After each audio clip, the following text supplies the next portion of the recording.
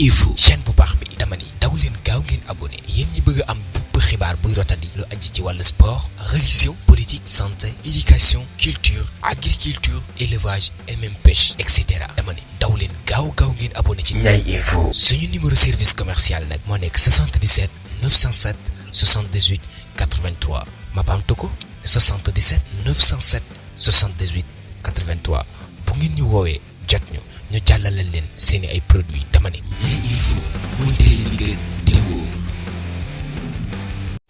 Une journée très importante regroupant des acteurs de la DPV, des revendeurs, distributeurs, consommateurs des produits pesticides entre autres. Cette journée vise la sensibilisation sur l'utilisation des produits pesticides organisée par la DPV Dakar à Notto-Gouye-Diama. Madame Sen, chef de division législation et quarantaine des plantes, vient sur l'importance de cette journée tout en donnant les objectifs fixés. Nous l'écoutons. L'objectif de la rencontre, c'est de sensibiliser les acteurs. Qui sont les acteurs? Les acteurs, ce sont les revendeurs, les distributeurs, les producteurs, les consommateurs que nous sommes. Également, en train de faire, c'est de sensibiliser les acteurs. Sensibiliser les acteurs, qui sont les acteurs?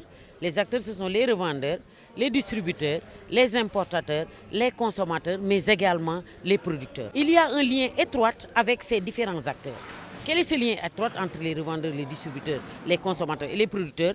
Chacun peut travailler avec son prochain.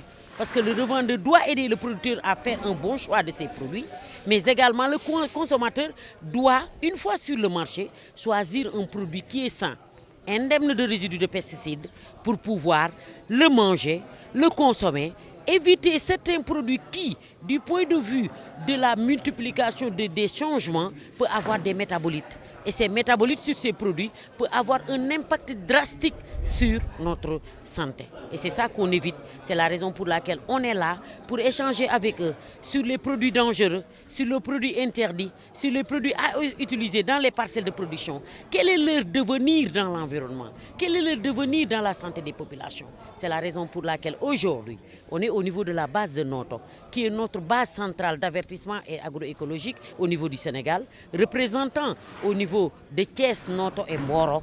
Parce qu'aujourd'hui, il ne faudrait pas oublier que nous avons regroupé les revendeurs de Notto, les revendeurs de Mboro, les revendeurs de Sangalkam, les revendeurs de Keur Ndiaye Lo et de la zone des Niayes.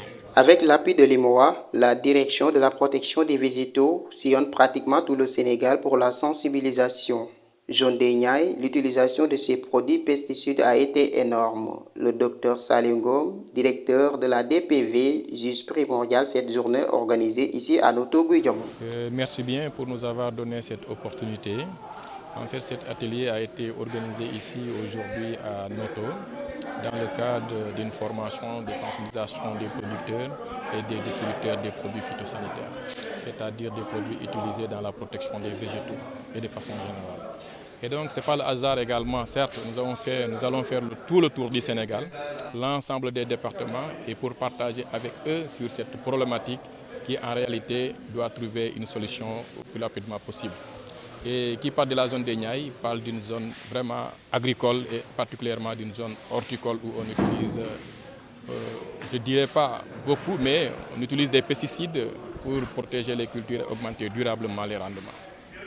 Donc c'est pour cette raison que nous avons choisi ce site et avec l'appui bien entendu de l'IMOA pour partager avec les producteurs la réglementation en vigueur, mais également partager avec eux les bonnes pratiques d'utilisation de ces produits pour atteindre l'objectif visé, c'est-à-dire protéger les cultures, mais de façon durable, c'est-à-dire tout en préservant l'environnement, mais également les consommateurs que nous sommes. Et bien évidemment, parce qu'en réalité, qui parle de produits agropharmaceutiques, en réalité doit parler d'une certaine réglementation qui doit être respectée, aussi bien pour celui qui fait l'importation, mais la distribution au niveau, à travers le territoire, mais également une bonne pratique d'utilisation au champ.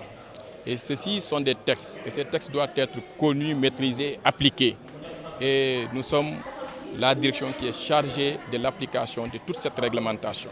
Donc ça nous incombe, nous aussi, vraiment, dans cette mission de rencontrer les bénéficiaires, les utilisateurs et discuter avec eux sur ce qui est cette réglementation des produits agropharmaceutiques, mais comment les utiliser pour permettre vraiment leur utilisation de façon efficace et efficiente. Bon, en réalité, ça fait pas mal d'années, les producteurs utilisent les produits. Certes, il y a eu des formations, mais souvent de façon dispersée. C'est pourquoi nous avons adopté une nouvelle démarche. La démarche consiste à faire de telle sorte que tout le monde puisse se rencontrer dans un même lieu et discuter sur la même problématique.